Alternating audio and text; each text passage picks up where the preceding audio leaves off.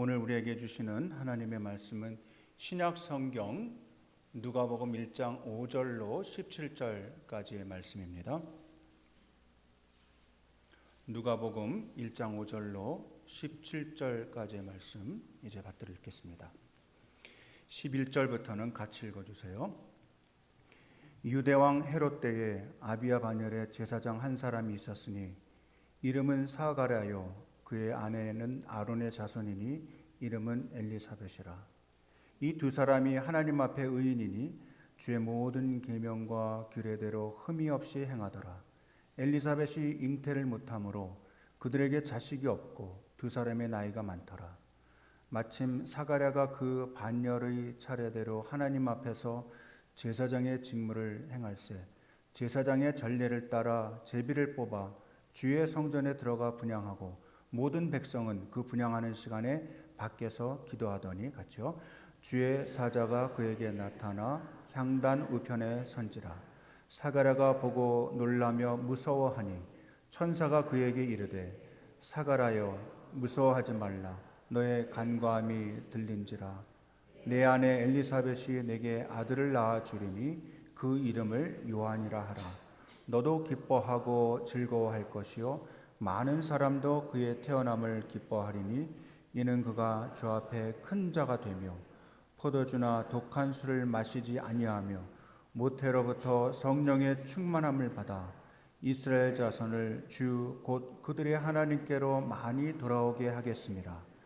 그가 또 엘리야의 심령과 능력으로 주 앞에 먼저 와서 아버지의 마음을 자식에게 거스르는 자를 의인의 슬기에 돌아오게 하고 주를 위하여 세운 백성을 준비하리라. 아멘.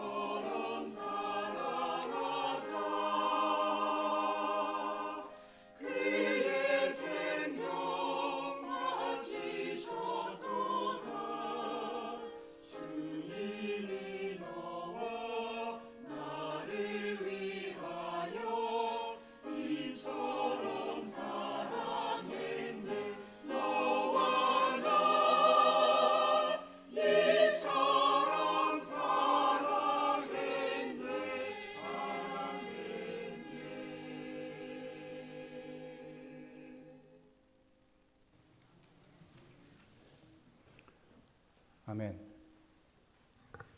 잘했죠? 은혜가 되죠? 네, 하나님께 큰 영광에 박수 올려드리겠습니다.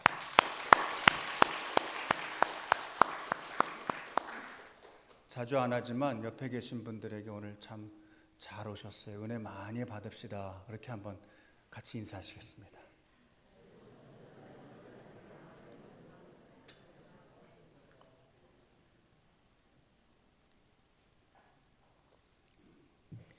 하나님을 같이 섬긴다는 게 얼마나 감사하고 복된 일입니까?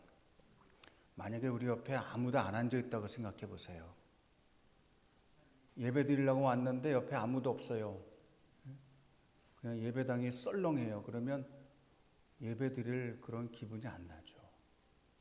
내 옆에 공동체가 있어서 같이 예배 드리고 또 찬양도 이렇게 멋지게 해주시고 하나님이 받으시는 찬양이지만 저희도 옆에서 덩달아 은혜는 받는 거거든요. 오늘 찬송은 제가 제일 좋아하는 찬송 중에 하나예요. 그 스웨덴의 그 에비라고 하는 그 복음성가 가수가 있는데 저 찬송이 이제 영어로 불려질 때는 My Tribute라고 하는 그 가사말이 있거든요. 그걸 이제 그 성가대 곡으로 편곡한 것 같아요. 거기 보면 그렇게 처음에 시작해요. Oh, how I love you. 그러면서 Oh, how I love you, how he loves you and me 이렇게 나와요. 하나님 우리를 너와 나를 얼마나 사랑하셨는지 그 하나님께 찬양하는 노래입니다. 그래서 제가 들으면서 세상에 내가 신청도 안 했는데 어떻게 이렇게 찬송을 했지? 어떻게 선곡했지? 그런 생각을 했습니다.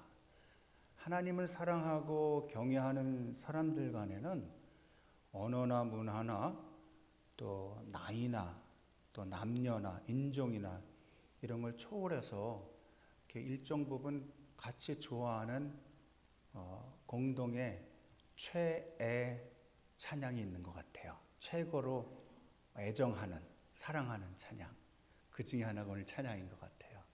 너무 감사합니다. 우리 지휘자에게 먼저 감사하고 또 피아노도 치는 게 내가 손가락에 보이면 너무 좋겠는데 안 보여가지고 저는 반주자의 손가락을 보는 걸 너무나 좋아하거든요. 오늘은 주의 모든 계명과 규례대로라는 제아의 말씀을 선포하겠습니다. 오늘은 아시는 대로 대림절 두 번째 주일이에요. 두 번째 주일. 그래서 초가 몇 개가 불이 켜졌죠? 2개. 첫 번째 초는 소망이라고 이름하고 그리고 전 세계 교회가 같이 기념하자. 그래서 한 주 동안은 소망을 노래하자. 그 다음에 두 번째 초는 사랑을 노래하자. 그런 얘기입니다. 그래서 여기 보면 주로 약간 자색으로 보라색 비슷한 색깔로 이렇게 나왔잖아요.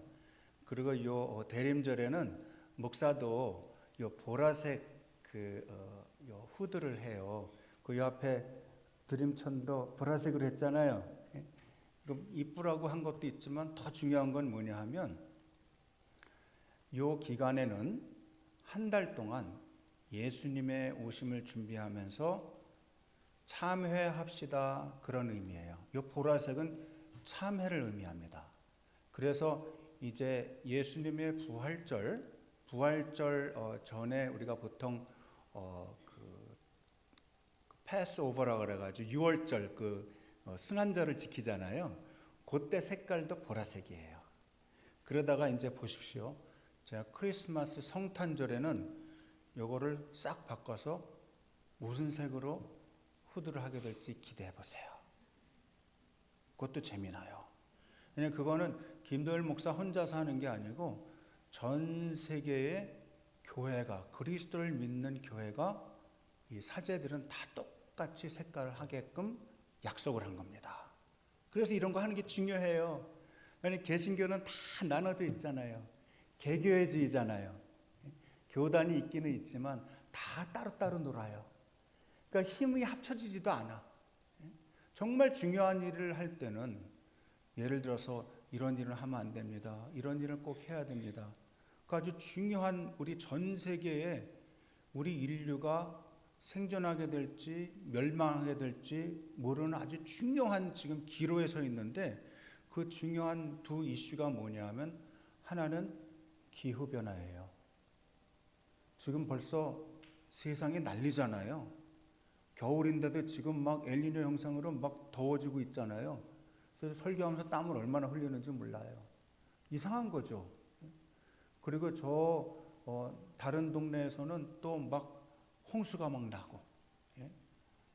이게 다 기후 변화가 겨울에는 아주 아싸하게 춥고 그래서 벌레들이 다 죽고 또 막 여름에는 덥고 이래야 확 변하면서 그 사계절이 있어서 또 사계절이 없는 데라고 해도 이상 기후의 어떤 현상이 안 나타나야 되거든요. 그게 아주 중요한 이슈고요. 그거는 예수 믿는 사람, 안 믿는 사람 힘 합쳐서 같이 고쳐야 돼요. 두 번째는 뭐냐 하면 지금 인공지능입니다. 인공지능은 앞으로 어떻게 흘러갈지 몰라요. 제가 지금 몇 년 동안 계속 연구하고 있는데요. 언제 기회가 되면 한번 설교 시간에 잠깐 얘기해 드릴게요. 이 사람들이, 저는 공학을 전공하지 않았고 뇌과학이나 컴퓨터를 전공하지 않았지만, 로봇 공학을 하지 않았지만 그 흘러가는 흐름은 알고 있어요. 지금 인공지능 우리가 생각하는 것보다 훨씬 더 위험한, 일반적으로 공부하는 사람들이 얘기하는 특이점을 넘어서는 지금 순간까지 왔습니다. 그 특이점이라는 건 뭐냐 하면 인공지능이 알아서 지금은 공부를 하는 거예요. 왜냐하면 자가학습을 해요. 그 전까지만 해도 기계적인 학습이었어요. 보통 머신 러닝이라고 그래요. 그것까지는 사람이 컨트롤할 수 있는 영역입니다. 근데 지금은 인공지능이 딥 러닝을 해요. 자가학습을 해요. 셀프 러닝을 해요.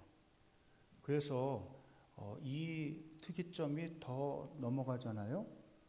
그러면 인공지능이 판단해서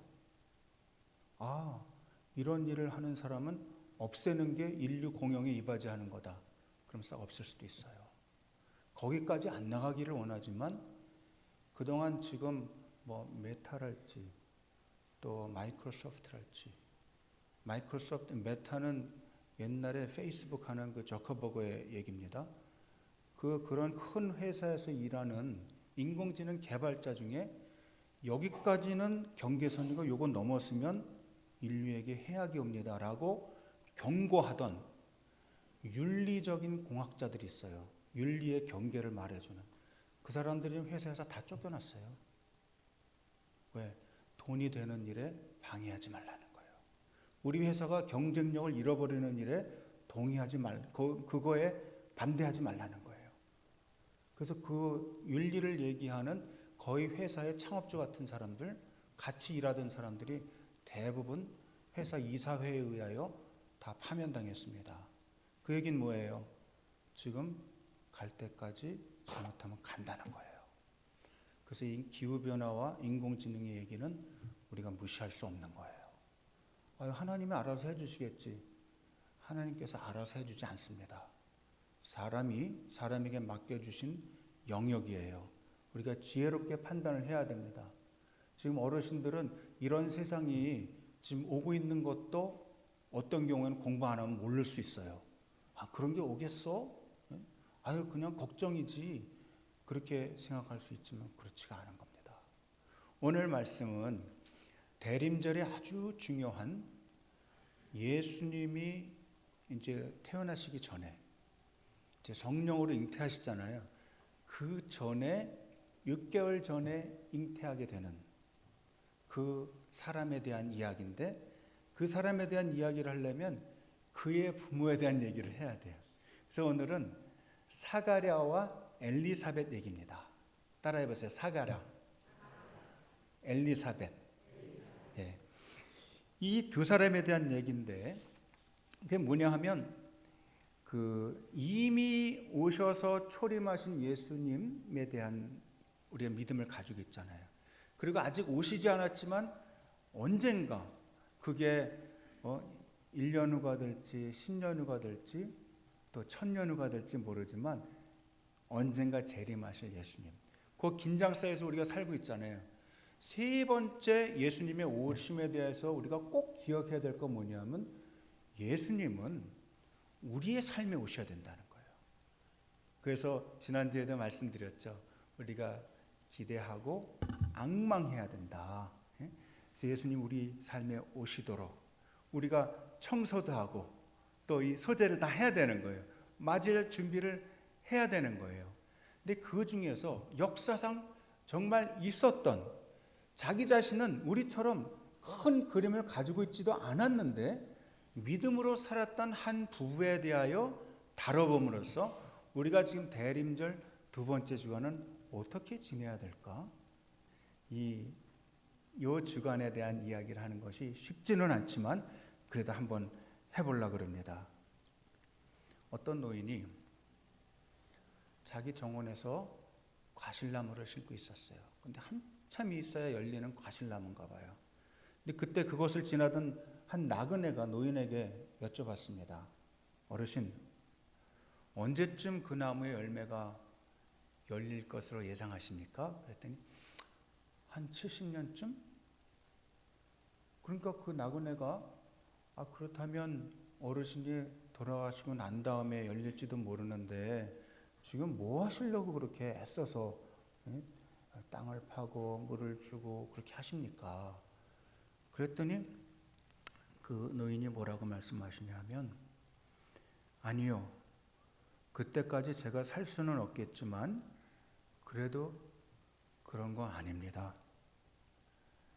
내가 태어났을 때 우리 집 과수원에는 많은 과일이 열려 있었어요. 그것은 내가 태어나기도 전에 한참 전에 나의 부친께서 나를 위해서 심어 놓으신 것이었지. 나도 아버님과 똑같은 일을 지금 하고 있는 것입니다. 신앙생활을 하는 거는요, 나무를 심는 거랑 비슷해요. 지금 당장은 표가 나질 않아요. 열매가 안 열릴 수도 있어요. 여러분 당대에 뭐가 가시적으로 변화가 안 보일 수도 있습니다. 그럼에도 불구하고 하나님을 의지하고 그리스도의 오심을 앙망하고 기대해야 되는 이유가 거기 있는 것입니다. 오늘 나는 누가복음 본문에는 한 부부가 나오는데 엘리사벳과 스가랴, 아까 우리가 다 한번 복창까지 다 했어요. 제사장으로 임무를 수행하던 남편 스가랴, 그리고 제사장 중에 어떻게 보면 제일 그 근원 중에 한 분이라고 할 수 있는, 근원이라고 할 수 있는 모세의 형 아론의 자손인 아내 엘리사벳, 아론의 계보예요. 그 스가랴도 제사장의 계보예요. 둘 사이에는 근데 한 가지 어려움이 있었어요. 그게 뭐냐면 자식이 없었어요. 이거는 자기 개인 가정에도 문제가 되지만 사실은 제사장의 계보를 잇는다는 의미에서는 더 큰 문제가 야기가 됩니다. 아무나 할 수는 없었던 것이거든요. 그래서 나이가 많아지도록에 이제 엘리사벳이 잉태하지를 못했어요. 그들에게 있는 것은 다만 성실한 삶이었던 것 같아요. 그래서 성경은 두 사람에 대해서 이렇게 증언합니다. 이 두 사람은 놀라운 얘기인데요, 하나님 앞에 의인이니 죄 모든 계명과 규례대로 흠이 없이 행하더라. 놀라운 증언입니다. 이 두 사람은, 이 부부는 하나님 앞에 의인이니, 이 말이 굉장히 무서운 말이에요. 이 하나님 앞에, 이 말은요 전통적으로 교회에서 쓰는 언어로 얘기하면 코람데오라 그럽니다. 하나님 앞에, 하나님 앞에 코람데오. 한번 따라해보세요. 코람데오. 하나님 앞에. 이 정신을 가지고 사실은 종교 개혁을 했던 우리가 잘 아는 장 깔뱅, 또 마르틴 루터, 또 율리오 스빙글리, 또 마르틴 부서, 이런 분들이 다 목숨을 걸고 교회가 부패했을 때 단연히 일어선 것이거든요. 쉽지 않았어요. 왜냐하면 그냥 저는 반대입니다 이러면 끝나는 게 아니고, 그 사람은 아주 사람이 없는 곳에, 아주 그냥 외딴 곳에 귀향을 보내든지 아니면 실제 나무 위에 불태워버리든지, 아주 험악한 시대였거든요. 근데 자기가 하나님 앞에 믿음으로 믿음에 이른다, 오직 예수 그리스도를 통해서만 하나님께 나갈 수 있고 그 가운데 어떤 누구도 중재자가 될 수 없다. 그래서 교황의 권위에 대하여 도전했던 겁니다.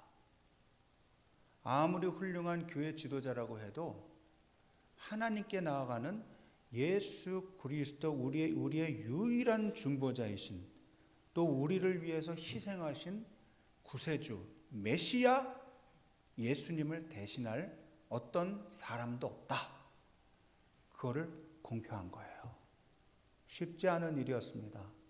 또 사제가, 그 일로 녹을 먹는 사제가 그 선포를 하는 것은 웬만한 용기나 희생정신이 없이는 할 수 없었던 겁니다.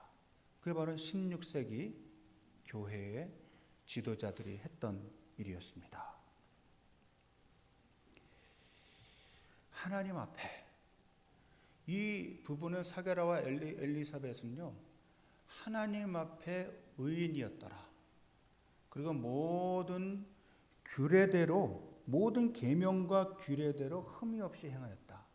이 사람들이 죄인이 아니란 얘기가 아닙니다. 이 사람들은 죄도 없고 아무런 잘못한 게 없어서 하나님 앞에서 그냥 아주 무흠한 사람이다, 그 말이 아니에요.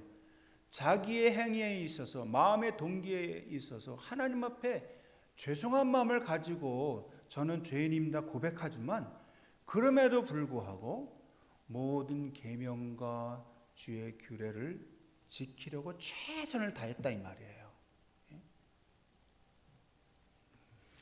어느 날 사게라의 차례가 왔어요. 제사장의 직무를 수행하던 중에 제비를 뽑아서 주의 성전 안에서 사게라가 제사장으로서 분향을 하게 되었습니다. 그 분향을 하게 될 때 그 성전 밖에서는 모든 성도들이 그 성전 마당에서 다 기도를 하고 있었어요. 이건 선택사항이 아니에요. 다 하는 거예요. 그걸 하지 않으면 안 되는 거예요. 때로는 제사장이 하나님 앞에 범죄하잖아요. 그러면 그 제사를 드리다가도 거기서 바로 죽기도 합니다. 하나님 치시기도 해요. 그러면 거기 들어가는 사람은 그 사람도 죽기 때문에 그 끈을 메고 가요. 제사장이 끈을 매요. 그러니까 왜 지금은 이렇게 폼나는 이런 후드를 딱 하고 이렇게 목사님들이 입고 하지만, 옛날에는요 사실은 이 허리에 다 이렇게 끈을 묶었어요. 그 끈을 묶는 거면 나는 주님의 종입니다도 되지만, 그 끈이 저쪽으로 해서 문 밖에까지 연결이 됐어요. 그래서 이 제사장이 잘못하잖아요. 하나님 앞에 범죄하잖아요. 그러면 죽어요. 그러면 들어오는 사람도 죽기 때문에 그 끈으로 바깥에서 잡아당긴 거예요. 시신을 처리하려고. 그렇게 무서운 겁니다. 하나님을 믿는다는 것이. 그 사게라는요, 우리가 잘 아는 세례 요한의 아버지예요. 세례 요한의 아버지. 역대상 24장에 여러분들의 댁에 가셔서 한번 읽어보세요. 거기 보면 제사장의 24 반열 중에 8째 반열에 속하는 아비야의 그 계열에 있는 제사장이에요. 그래서 그의 이름 사가랴라는 뜻은요, 여호와를 기억하라, 그런 뜻이기도 해요. 또 아내 엘리사벳도 제사장 가문의 딸입니다. 아론의 딸이라 그랬잖아요. 이 자손이라 그랬잖아요. 이른바 뼈대 있는 집안입니다. 뼈대 있는 집안. 그러나 그런 제사장도 예고 없이 주의 사자가 나타났을 때, 천사가 등장했을 때 깜짝 놀랐습니다.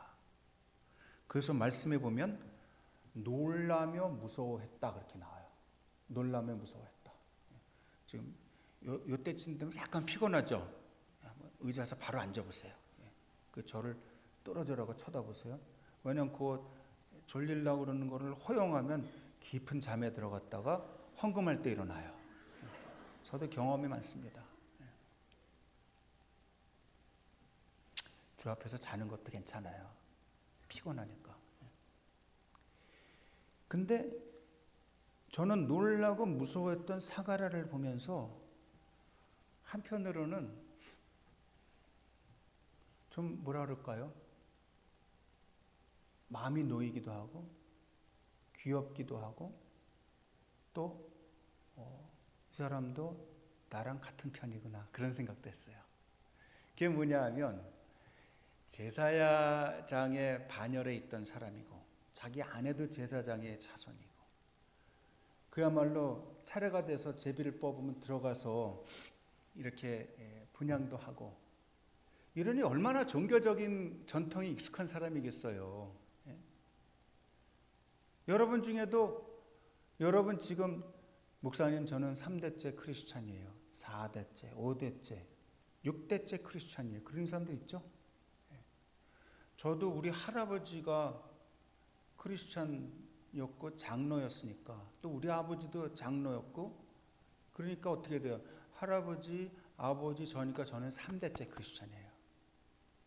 제 딸들은 4대째. 제가 손주가 셋이 있다고 그랬잖아요. 손주들은 5대째 크리스찬, 5대째. 예수를 오래 믿은 게 굉장히 복되고 좋은 일이지만, 한편으로는 약간 겁이 없을 수도 있어요. 목사님, 제 동생도 목사입니다. 제 친구도 목사예요. 아니면 내 아들도 목사입니다. 우리 딸도 목사입니다. 그럴 수 있어요. 그러면 보니까 걔네들도 다 화장실 가고 또 월급도 필요하고 다 어떤 때는 자기가 어떻게 살아야 되나 또 얘기도 하고 그럽니다. 다 비슷한 사람인데 뭐 이렇게 옛날에는 아무것도 모를 때는 뭐 거룩하다, 뭐 경건하다, 뭐 이런 걸 자꾸 선을 긋고 그랬지만, 이제 알 거 모를 거 다 알고 나니까 겁도 안 나요. 예배 드릴 때 꼬박꼬박 조는 것도 다반사입니다. 뭐 괜찮은 거 아닌가요? 괜찮지 않습니다. 만약에 사가랴가 자기가 제사장 반열에 자기 자신도 제사장이고 아주 오랜 그 제사장 반열에 있는 자손으로서 이렇게 분향을 하는데 천사가 나타났단 말이에요. 지금 나타났는데 하나도 안 놀라면 그게 더 문제예요. 아이고 오셨어요? 아유 기대했습니다. 잘 오셨어요. 이러면 그게 진짜 문제가 되는 거예요. 겁을 낼 때는 겁을 낼 수 있어야 정상입니다. 두려워 떨어야 됩니다. 왜? 하나님의 말씀을 가진 천사가 딱 등장했는데 안 놀라는 게 이상하지. 저는 이 사가랴가 이렇게 무서워서 두려워하는 걸 보면서 마음에 안심이 됐어요. 이 사람은 아직 경외하는 마음을 가지고 있구나. 그래서 아마 그 계열로 이제 요한이 나오고, 요한이 나중에 예수님을 맞이하고 그렇게 된 것 같아요. 만약에 방자하게 놀았다면 하나님이 그런 축복의 가문을 허락하시지 않았을 것 같아요. 세상에는 딱 두 종류의 사람이 있습니다. 하나는 하나님을 만난 사람, 또 다른 하나는 하나님을 만나지 않은 사람, 여태 안 만난 사람. 하나님이 다 창조해 주셨지만 중간에 회심의 경험은 따로 해야 되는 거예요. 우리가 자식을 낳아서 키우지만 자식이 다 부모를 알아보는 건 아닙니다. 어느 순간에 자식들한테도 손주들한테도 자기 할머니, 어머니, 아버지, 할아버지를 알아보는 순간이 옵니다.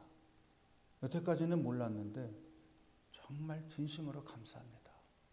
자기를 지어준 하나님이 누구신지도 모르고 종교적으로 관습적으로만 알았는데 어느 순간에 정말 성령께서 여러분에게 찾아오는 때가 있어요. 그러면 사가랴처럼 떨면서 두려워하면서, 그러면서 한편으로는 너무 기쁘고 좋아요. 막 희락이 넘쳐요. 너무 감사해요. 근데도 입에서는, 눈에서는 눈물이 나고 입에서는 죄의 고백이 막 나옵니다. 저 그런 경험을 해봤어요. 한 3일 동안 제가 하나님 앞에 어릴 때부터 잘못한 거 있잖아요. 헌금 띄어먹은 거. 왜냐 할아버지가 사업을 해서 잘 살았어요. 우리 장로님이. 그래가지고 어렸을 때 저한테 헌금을 10원을 줬어요. 10원. 10원이 굉장히 큰 돈이에요. 상미 크림빵이 1원이었으니까. 10원은 어린이한테는요, 지금 돈으로 치면 한 5만 원 정도 준 거예요.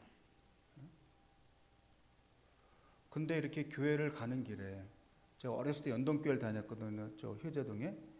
연동교회 가는데 우리 집에서 가는 길에 너무나 유혹이 많아요. 문방구도 있고 또 구멍가게도 있는데요. 옛날에 그 맛있는 그 주전부리 할 게 너무 많아요. 근데 그런 거 먹어봐야 뭐 50전 뭐 1원, 비싸봐야 1원이에요. 그러니까 이렇게 하나하나씩 사 먹다가 보면 어떤 때는 한 5원을 까먹어. 그게 다 생각이 나는 거예요. 하나님 앞에. 하나님의 성령이 제 속에 들어오니까 그게 다 생각이 나는 거예요. 그래서 세상에 다 까먹었던 게 다 생각이 나는 거예요. 그러니까 그 스크린이 지나가는 것처럼 뭐가 잘못한 게 스크린, 미안해요. 얼마나 울면서 회개했는지 몰라요. 하나님 앞에 두렵고 떨린 마음으로 하나님을 모셔드리는 건 너무나 자연스러운 일이에요. 하나님께 엎드러지는 거예요. 완전히 자기 자신을 드리는 거예요. 하나님 만나야 되는 거예요.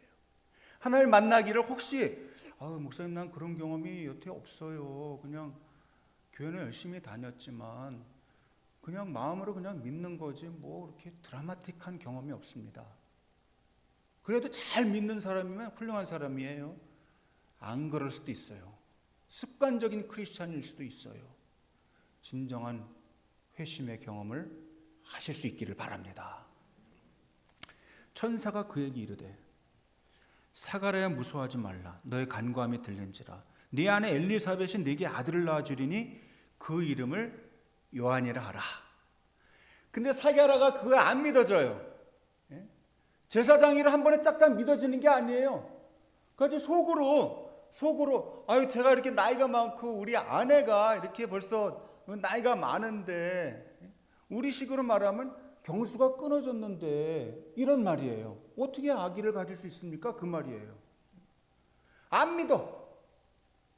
그러니까 그 즉시 하나님의 천사가 사가랴의 입을 막아버립니다. 말을 못하게 해요. 그래서 바깥으로 나왔는데 다 제사가 끝나고 나왔는데 말을 못해 제사장이. 그러고 있다가 진짜 자기 아내 엘리사벳이 잉태하게 됩니다. 아기를 갖게 돼요. 그 중간에 누구를 만나냐면 마리아를 만나요. 성경에 보면 나오잖아요. 근데 그거는 이제 다음 주에 하려고 그래요. 그래서 아기를 낳잖아요. 낳는데 사람들이 이렇게 의견이 많아요. 얘 이름을 뭘로 해야 될까? 그러다 뭐라고 제안하냐면 아버지 이름이 사가랴니까 사가랴로 합시다. 그러니까 왜 서양 사람들 질 때 존이면 예를 들어 존 웨스터호프 그러면 존 웨스터호프 1세, 또 아버지는 2세, 또 그러니까 손주는 아들은 1세, 그다음에 손주는 2세, 그 손주의 아들은 또 3세 이런 식으로 하잖아요. 그래서 사가랴 2세로 합시다. 그런 거예요. 근데 그때 갑자기 사가랴가 종이를 가져오라. 오늘로 치면 뭐예요? 태블릿 PC를 가져오라 그거예요. 아이패드를 가져오라. 그래가지고 뭐라고 쓰냐면 요한 이렇게 쓴 거예요. 깜짝 놀라가지고 쓰는 동시에 입이 풀리는 거예요. 익사이팅하지 않아요? 흥분되죠? 성경을 읽을 때 그냥 쭉쭉쭉쭉 읽어 나가다 보면 그냥 옛날 이야기 읽듯이 읽다 보면 이게 감동이 없을 수 있어요. 그래서 제가 좀 풀어서 설명을 해드리는 거예요. 이 사람이 결국은 세례 요한이 되는데 세례 요한은 보통 사람이 아닙니다. 자라날 때 먹는 거, 입는 거, 쓰는 거를 다 절제를 해요. 그래서 메뚜기와 석청 그런 야생 꿀만 먹으면서 메뚜기를 먹고 그러니까 무슨 다이어트 할 필요가 뭐가 있어요. 그냥 쫙 몸이 잡히는 거죠. 그리고 정말 말에나 행실에나 늘 조심하고 사람들이 다 존경해요. 그리고 세례 요한을 따르는 학파까지 있었어요. 무리들이 있었어요.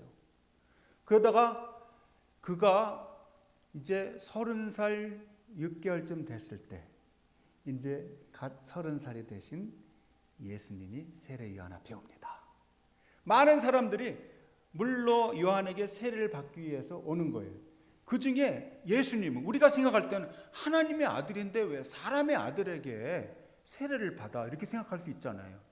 근데 그게 아니고 하나님의 아들이신 당신이 하나님이신 예수님께서도 공적인 사역 즉 퍼블릭 미니스트리를 시작하실 때 그 인간의 예를, 전례를, 규례를 다 따라주시는 거예요.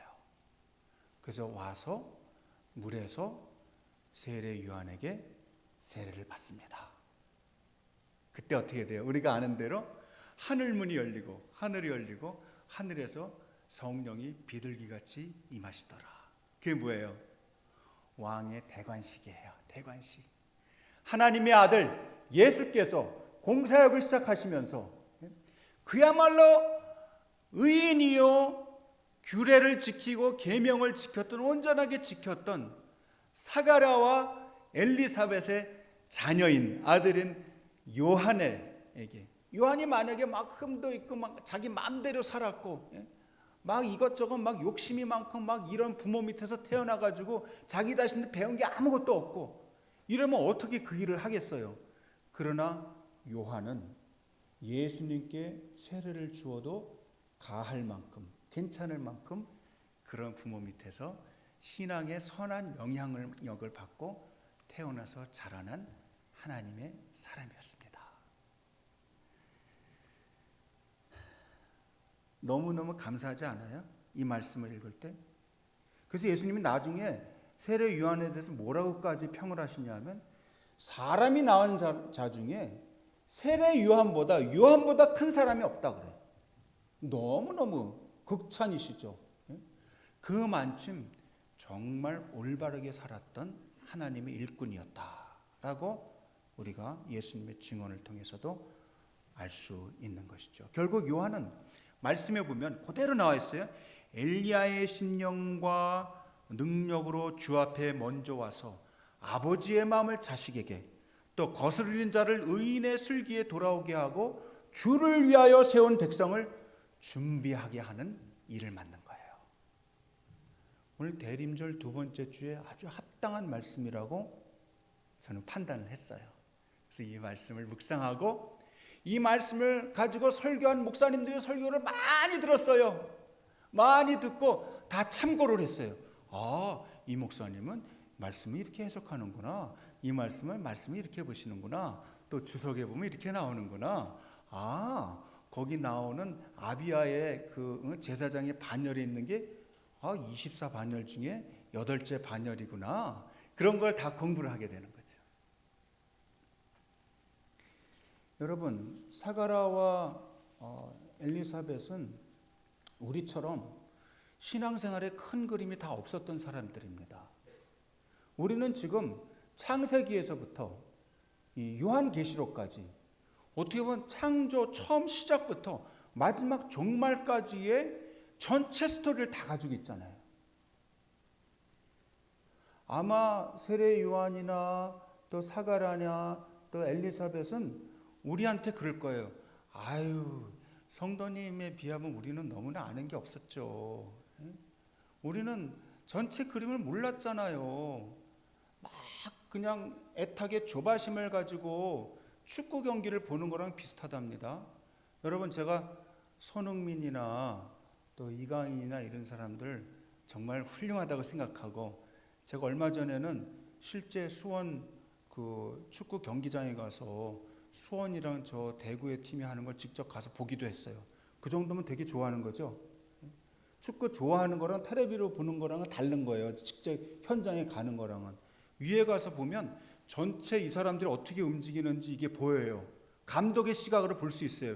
아, 이게 4-3-4가 뭔지, 무슨 뭐 5-2 뭐 4인가 뭐 그런 게 뭔지, 어떻게 수비 라인을 올리고 내리고 이런 게 뭔지 그게 보여요. 축구장에 가서 보면. 손흥민 경기는요, 제가 실황으로 본 적은 한 번도 없습니다.